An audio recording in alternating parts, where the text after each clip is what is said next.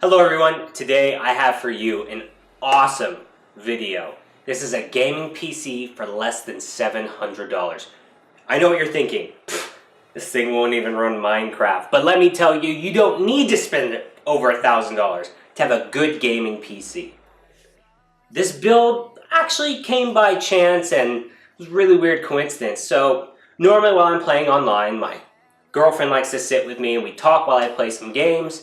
But just recently she mentioned that she would want her own gaming computer and would like to play with me as well rather than taking turns or just her kind of sitting around with me. She kind of forgot about it because she had mentioned that she didn't want to spend as much money as I had because I'm an enthusiast, plus I do more than just game.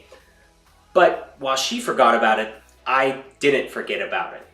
And that's where the idea for this build kind of came from. So I started scouring. I wanted to build her something for less than $1,000. And it ended up being less than $7,000. All because I bought some parts used. Yes, you're like, oh, new is better. New is better. You do get warranties. However, most of the components I was going after, unless extremely improperly handled, you don't have to worry. They'll be just fine for you to get them used secondhand and use them for God knows how long. I just burped there. But anyway, I was on our hardware swap on Reddit, which is a part of Reddit where people will sell used PC components or trade used PC components and any other various amounts of tech. If you've never been there, I highly suggest you go. And by browsing, by chance, the right piece of tech came up, which it can for you as well, to start off this build. So I ended up seeing an i5 4690K with a Z series motherboard that allowed it to be overclocked and 16 gigabytes of RAM for $200. I jumped on that posting faster than my fingers could type, and it started the basis of this build. Have to give a quick shout out to the seller. The Master Matty Cakes, you are the man. Didn't haggle with you at all. It was a great price. $200 was fantastic. So now we're going to jump to the other components. We ended up getting a Zotac 1060 6GB video card for the full price. We're talking $269 here. Bought it right off of Amazon. Definitely a newer part, fit within our budget. I got an H80i V2 off of Craigslist for $80. Then I ended up getting a Thermaltake 650 watt power supply off of Craigslist for $40. It was kind of an ugly PSU, but what can you do? It's non-modular, it works, that's all we needed it to do. We got a 400 gigabyte hard drive that I actually had laying around, so I just kind of put it in her rig for now. But you could add an extra $20 on top of this to get a comparable hard drive. It's 7200 RPM, it's not a terabyte plus, so it fits within the budget's constraints.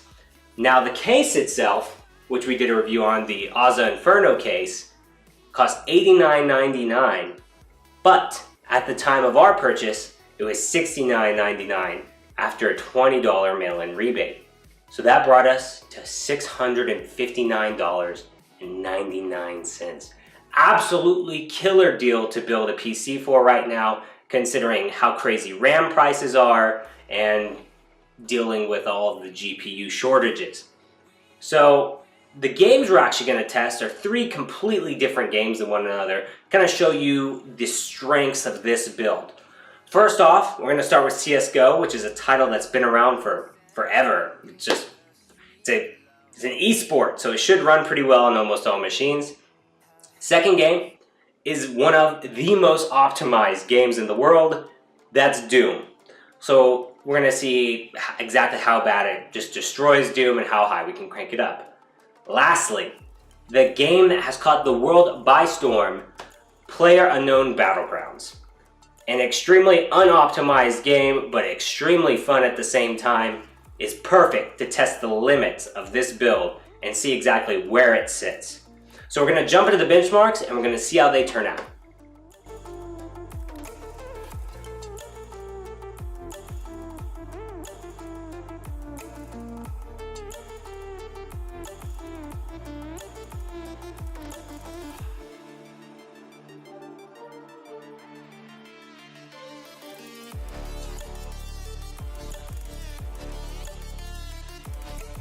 As we can see, this i5 is still kicking it strong. Let's go ahead and go over these benchmarks. CSGO was dominated. Doom dominated. PUBG. PUBG is interesting because, like I said at the beginning of the video, it's the most unoptimized title we tested. Had a max of 99 frames per second, a average of 59, and a minimum of 32. These are all respectable, but a little on the low side. However, these are on ultra settings. Most players don't play with every setting on ultra. Specifically, that comes to mind is foliage density. If you're sniping, it's pretty hard to see a player if they're hiding in a bush or hiding in a field of grass in PUBG. So normally, you turn down the foliage setting to better spot these players. So with some own personal tweaking of the game itself, this PC is more than capable of raising its FPS to greater than 60 in some cases. Now, an interesting thing we noticed while running these tests as well is if you're building a 1080 gaming PC, a 1080p gaming PC right now, you need to understand VRAM usage. So with these three games, we're going to pop up the VRAM usage. And if you take a look here, PUBG used 4.6 gigabytes of VRAM on Ultra. Doom used 4.4 gigabytes of VRAM on Ultra. CSGO 1.3. Now, if you're primarily looking at just like CSGO and you're being competitive, you can actually use a little bit of a lower GPU like a 1050 Ti.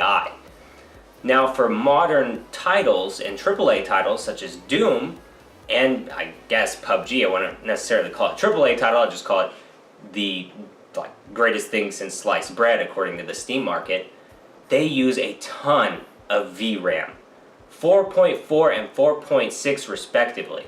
That is 1.4 away from the max VRAM of this card.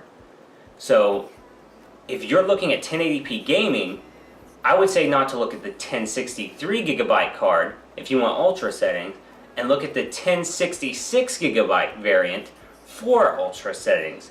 This way you give yourself a little bit of leg room for the newer titles that are coming out, and you can adjust the texture detail of things accordingly. This PC truly shows used components have a place, as well as where we need to be looking at for 1080p gaming. I'm more than excited to give this to the person it deserves to be given to, the love of my life. But on that note, thank you guys very much for watching. Please like, subscribe, and share. Leave us a comment. What did you think? What kind of PC are you running? What are we seeing with your VRAM usage? We're definitely curious to see it. Talk to you guys next week.